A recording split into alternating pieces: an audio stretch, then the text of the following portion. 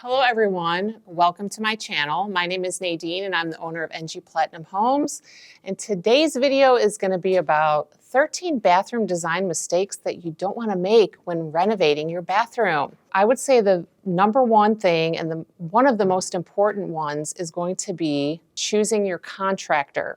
And unfortunately, being in the business, I have come across many clients who had to redo their bathrooms or fire somebody and rehire somebody because they hired the wrong contractor.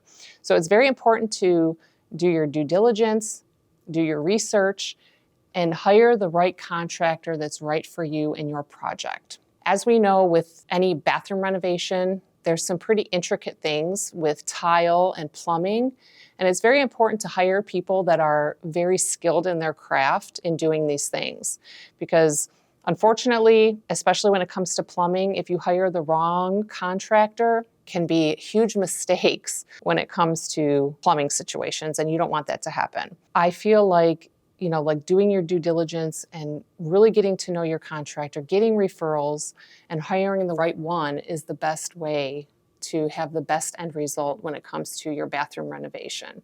Peter Humphreys, who owns Humphrey Munson, who's a cabinet maker, is somebody that I work very closely with in London, says something, key notes to what he abides by with his business is basically, he says, how you do one thing is how you do everything. And that quote is really amazing to me. And you have to look at that from a standpoint when it comes to your contractor. So this also considers when you are getting a bid, are they timely with getting that bid to you? When they say they're going to send it to you within 24 to 48 hours, do they actually do it? This is going to actually come from when you hire them, they're going to show up on time. They're going to do what they say they're going to do. So that's a wonderful quote.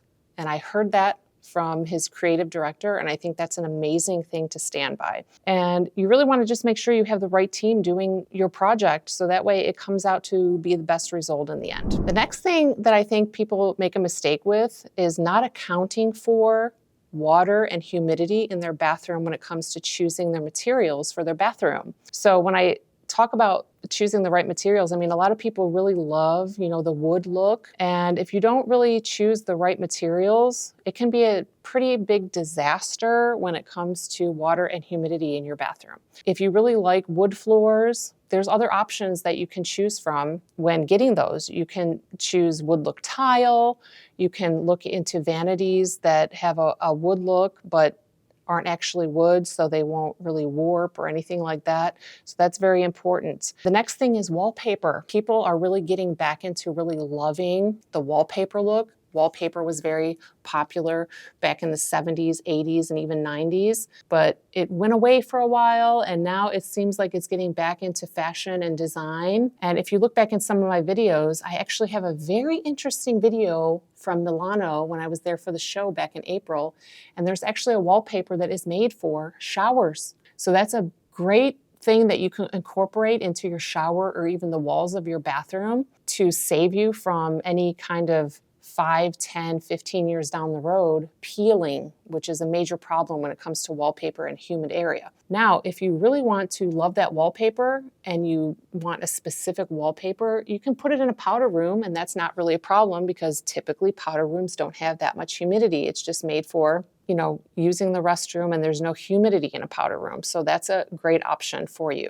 The other thing that you want to look at as far as humidity in a bathroom is slipping. You want to make sure you also get tiles that won't get too slippery because they do get wet. So that's also something to consider. Number 3 on my list of things to consider and not making the mistake when renovating your bathroom is not considering a floating vanity or toilet. These are very modern types of things that are becoming more and more popular, but seems like some people really are not crazy about them, but they have great benefits as well. Floating vanities and floating toilets are great for cleaning purposes. Because they're elevated off the floor, it's very easy to clean underneath. And to me, I think they give a very great clean look to a bathroom. So it's something that you should really consider looking into when renovating your bathroom. Number 4, don't make the mistake of buying a slippery tile for your shower floor. I have some videos on this all over Instagram, Pinterest, and things like that. There's beautiful large scale tiles that people are putting in their shower floors. Sure, they look beautiful, but they're not necessarily hazard proof when it comes to bathroom floor. My choice for a bathroom shower floor tile would be some type of maybe penny round that shows a lot of grout. Grout is a great gripping tool for slipperiness. So if you're concerned about that, and I think most people should be concerned about the safety hazards in a bathroom, because as they say, most accidents in the home do occur in the bathroom, and that's of course because of the water hazard. So something to really think about when you're renovating your bathroom. You do want a beautiful look, but at the same time, you want to make sure you keep it safe for yourself. All right, number 5, the next thing I'm going to talk about, one design mistake that you don't want to make is poor lighting. Generally, with bathroom renovations, especially that we're doing, there's a problem with poor lighting. So there's really a good planning that you need to do to make sure that you optimize the lighting in your space. As we know, especially with us women, you want to do your makeup in there, your hair, and even with the guys, you know, shaving, you want to make sure there's ample lighting in your bathroom to make sure that you can get the full amount that you need. So ways to incorporate lighting into your space is number 1. I see a lot of with my clients, they need recessed lighting.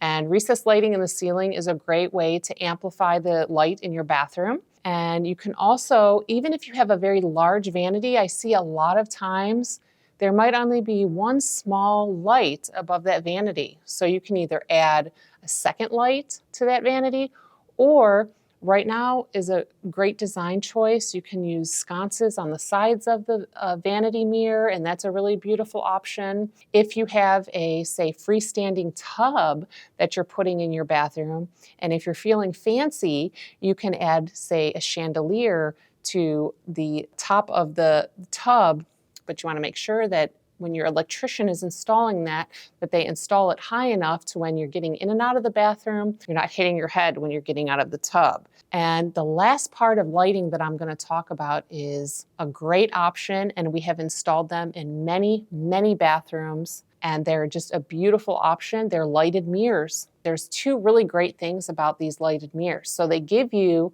the framed light around the mirror, which really amplifies your face. And the other great thing about these lighted mirrors is that a lot of them have a dehumidifier in them. If you're getting ready in the morning and you're showering, one major problem with a mirror is it can get fogged up. Well, with these lighted mirrors, they have a defogger. So when you turn it on, you don't have that issue in your bathroom. When renovating your bathroom, you really want to consider these lighting options and see what's right for you, how much light you need, but make sure that you really look into it and add that lighting into your bathroom if you need it. Number 6, the next thing I want to talk about, no tub in your house. A lot of times in bigger homes, you have multiple bathrooms, and you may have showers in some, tubs in some, and that's great. But sometimes in smaller homes, maybe that have 1 or 2 bathrooms, I have a lot of clients that come to me and they say that they want just a very large shower, they don't want any tub. And this is something that you really need to consider for one main reason, and that's resale value. Now, if this is your forever home and you're thinking that you're never going to leave this house and you don't care if there's a tub, then kudos to you. But for resale value, you have to think about people that have kids. I have 2 kids, and I know that when they were little, they had to have a bathtub, of course. You know, you have to bathe your kids in a bathtub. So you want to make sure that at least one of your bathrooms has a tub. So if you have a, say, master bathroom and a secondary bathroom that does have a shower tub, you can completely eliminate the tub from your master bathroom if you would like to, as long as you keep that tub in your secondary bathroom, just for resale value, just to make sure that your pool of people that could potentially buy your home have that option if they have kids, because you don't want to really eliminate or cut the amount of people that want to purchase your home just because there's no bathtub. Number 7, the next thing I want to talk about is door clearance. There's a toilet area in most bathrooms, at least here in Texas, that have a secondary door. And a lot of times we see misplanning when it comes to the door clearance when opening and closing that toilet area. And you don't want to really feel cramped in there. You want to make sure that the door can easily swing open and you don't have to shimmy your way into the toilet area. And one thing you can consider if it's a tighter space is installing a pocket door. And pocket doors, if the space allows, are really great because it does give that privacy that you need for the toilet area, but at the same time, it doesn't impede in any areas when opening and closing the door.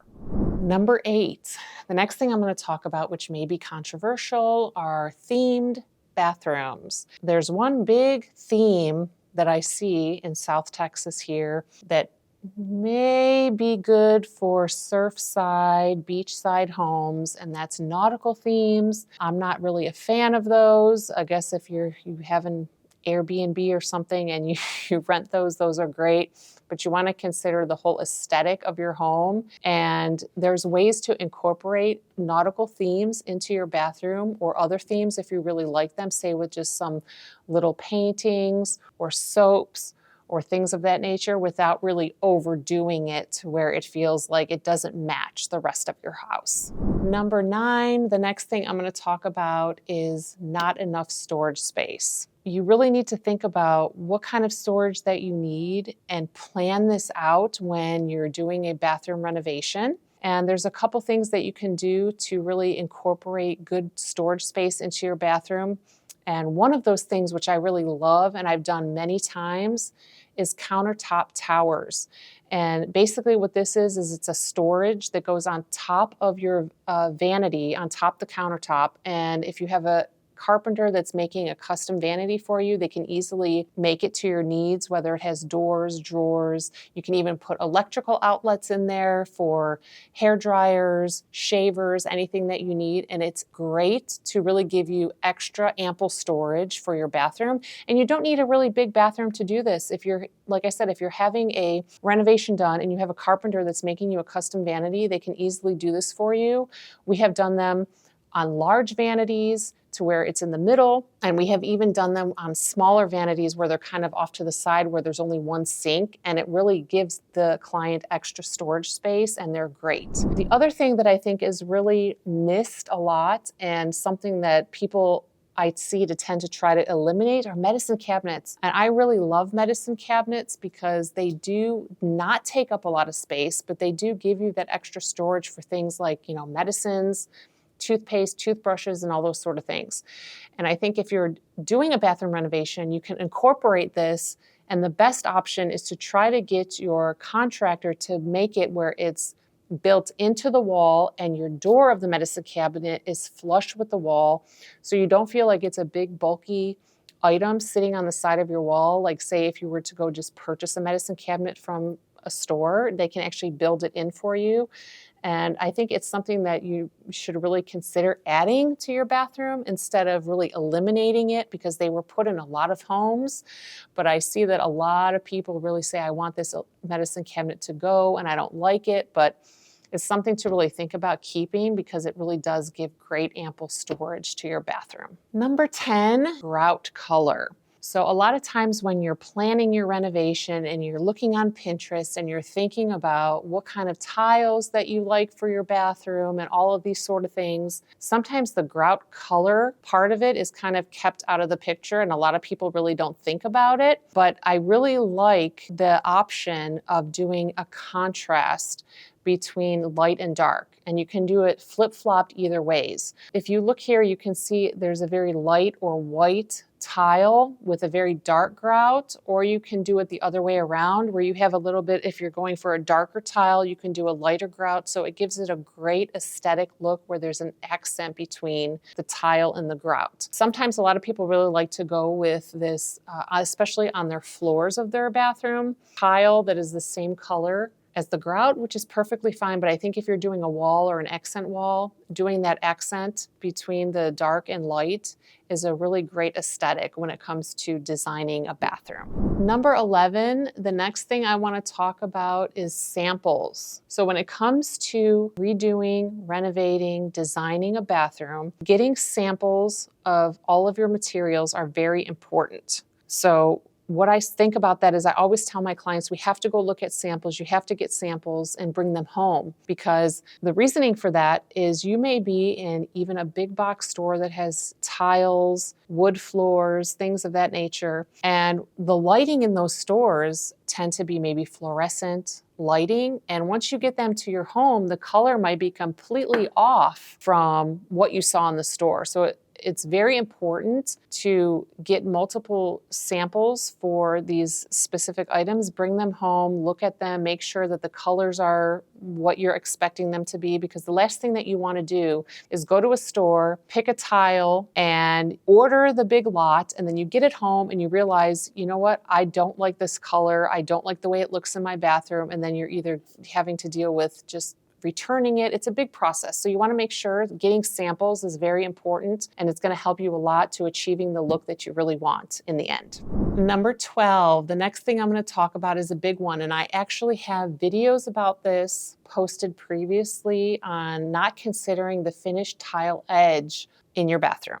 If you're going with a natural stone, you know, it may not be a big deal because those edges are typically finished anyways. But if you're putting a porcelain or ceramic tile on your shower walls and things of that nature, that edge is an unfinished tile, and you want to make sure that aesthetically it looks good. So there's a couple of options that you need to look at and choose from when finishing the edge of that tile, whether it be a Schluter, and I'll insert a picture here so you can see, a pencil tile, or a bullnose. As far as the most popular option right now, the Schluter is the most clean, modern way to go when it comes to the finishing edge of your tile. And most of my clients, when I ask them this question, they kind of look at me like a deer in the headlights. They have no idea what I'm talking about, because it's not something that is typically considered by people when they're looking for doing a bathroom renovation. They just think, I like this tile, I like these colors, but these little details are very important to finishing the bathroom and making sure it comes out to be finished and beautiful the way that you want it. And lastly, number 13, the last thing I'm going to talk about is accent tile in your bathroom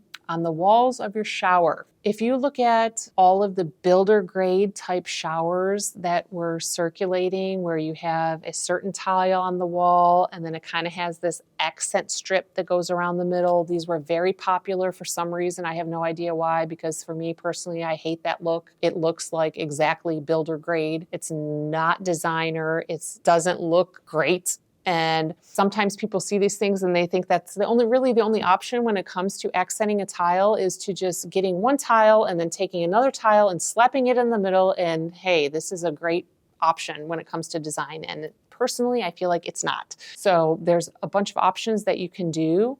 There's ways that you can put a tile on the wall. You can just add a small niche backing as an accent. You can run an accent tile from the top of your shower fixture to the floor, and that's a great addition. But you really want to look at, and if you're working with a designer, ask their opinion about what they think would be the great option. You don't want to just have one certain type of look in your shower. You do want an accent tile there, but I suggest not using the strip because it's not the best option. There's my 13 tips on the bathroom mistakes for renovating you don't want to make when redoing your bathroom. And if you really liked these and you want to see more, like and subscribe. Or if you have any questions or any addition to these things that maybe that you've seen in other renovations and you saw other mistakes, or if you're somebody who maybe moved into a home that saw some design mistakes that you didn't like, please comment below and I would love to know those. Otherwise, until next time, keep designing your life, and I'll see you in the next one. Bye.